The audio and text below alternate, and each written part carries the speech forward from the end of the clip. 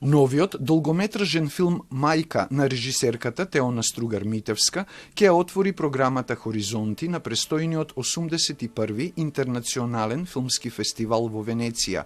Ова ќе биде трет пат остварување на Стругар-Митевска да учествува на фестивалот во Венеција и да се надпреварува за награди во повеќе категории. Режисерката, која се јавува и како еден од косценаристите, преку видеобим кажа дека се работи за филм на силни карактери и визуелен израз, посветен на нескршливиот дух и амбиции на мајка Тереза и во себе има слободарска панк-рок енергија. Затоа улогата на мајка Тереза и е доверена на шведската актерска звезда Номи Рапас. Филмот има во себе содржи некоја панк-рок енергија. Тоа е таа слобода која мене ми беше важна како автор во однос на формата.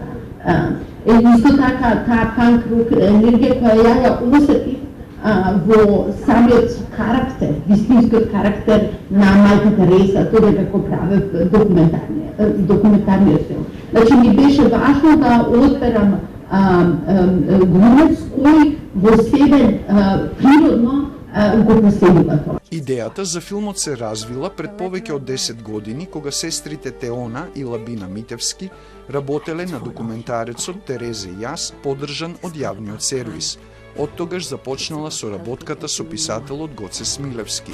Тој за мајка го пишуваше сценариото заедно со Теона Митевска и Елма Тата Рагич, со посебен фокус на мајка Тереза. Да се збие во оние неколку дена кога таа решава да излезе од манастирот, да трне на улиците на Калкута и да покрне својата мисија.